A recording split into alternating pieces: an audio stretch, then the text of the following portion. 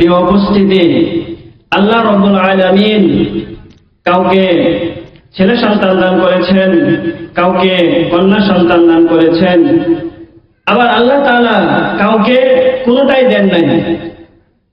শত চেষ্টা করার পরেও কেউ একটা সন্তানের মুখ দেখতে পারতেছে না।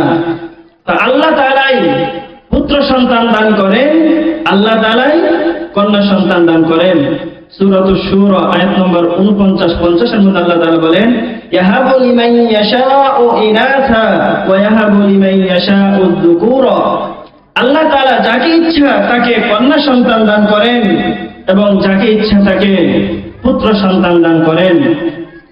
এবং আল্লাহ তাআলা কাউকে আবার দুটোটাই দেন, পুত্র সন্তানও দান করেন এবং কন্যা সন্তানও দান করেন। আবার কাউকে বন্ধা বানিয়ে রাখেন, পুত্র সন্তান কন্যা সন্তান কোনোটাই দেন না। তো পুত্র সন্তানও আল্লাহ তাআলার অনুগ্রহ দান, কন্যা সন্তানও আল্লাহ তাআলার দান।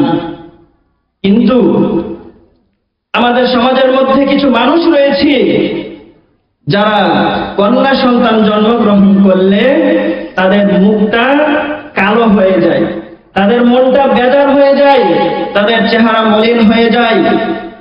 তারা অপমানে মানুষের সামনে তারা বলতে পারে না যে আমার কন্যা সন্তান জন্মগ্রহণ করেছে। ঠিক কিনা বলেন? ইসলাম পূর্ববর্তী যুগে, জাহিলি যুগে মারাত্মক বিষয় ছিল। তারা শত শত কন্যা সন্তানকে জীবিত দাফন করে ফেলতে, বলি নাউযুবিল্লাহ। কন্যা সন্তান হলে তাদের চেহারা মলিন হয়ে যেত, তারা নিজেদেরকে লুকিয়ে রাখত। কিভাবে তারা মানুষের সামনে মুখ দেখাবে? সূরা নাহল আয়াত নম্বর 58-59 আল্লাহ তাআলা বলেন, وَإِذَا بُشِّرَ أَحَدُهُم بِالْأُنثَىٰ ظَلَّ وَجْهُهُ مُسْوَدًّا وَهُوَ كَظِيمٌ।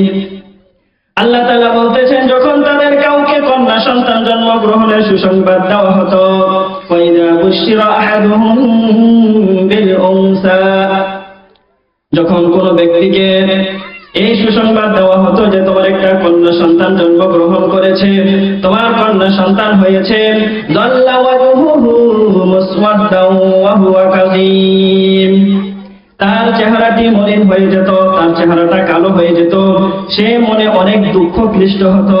ইয়াতাওয়ারা মিনাল কওমি মিন সুই মা বুশিরা বিহি, তাদেরকে যে সুসংবাদ দেওয়া হয়েছে, যে কন্যা সন্তানের সুসংবাদ দেওয়া হয়েছে, সুসংবাদের দুঃখে তারা মানুষদের থেকে আত্মগোপন করে থাকত, লুকিয়ে থাকত। আয়ুমসিকুহু আলা হুনিন আম ইয়াদুসসুহু ফিত তুরাব, সে মনে মনে ভাবতো আমি কি অপমান সহ্য করে এই সন্তানকে নিজের কাছে রেখে দিব, না তাকে জীবিত দাফন করব, বলি নাউযুবিল্লাহ। তো বর্তমান সমাজে জীবিত দাফন না করলেও অনেক গার্জেন রয়েছে, অনেক পরিবারের লোক রয়েছে, কন্যা সন্তানদেরকে তারা অবহেলার দৃষ্টিতে দেখে। ঠিক কিনা বলে? কন্যা সন্তান হলে তাদের মন খারাপ হয়ে যায়, তারা খুশি হতে পারে না। পুত্র সন্তান হলে তারা মিষ্টি বিতরণ করে, আত্মীয় স্বজনকে ফোন দিয়ে ডেকে আয়োজন করে, অনুষ্ঠান করে। কিন্তু কন্যা সন্তান হলে মিষ্টি তো দূরের কথা, আত্মীয় স্বজনকেও বলতে লজ্জাবোধ করে। এমনকি এমনও ঘটনা শোনা যায়, যদি কারো 2টি, 3টি, 4টি মেয়ে সন্তান হয়, কন্যা সন্তান হয়, তাহলে স্বামী তাকে ঘোষণা দিয়ে দেয়, তাকে ধমক দেয় যে এবার যদি তোমার কন্যা সন্তান হয়, এবার যদি মেয়ে সন্তান জন্মগ্রহণ করে, তাহলে তোমাকে তালাক দেওয়া হবে, বলে নাউযুবিল্লাহ। এরকম ঘটনা আপনারা শুনেন নাই? 4টা-5টা কন্যা সন্তান হওয়ার পরে ছেলের আশায় সন্তান নেই, আবার যদি কন্যা সন্তান হয় তালাক দেয় এবং দিয়ে দিছে অনেক জায়গায়। আল্লাহ তাআলা আমাদেরকে হেফাজত করুন।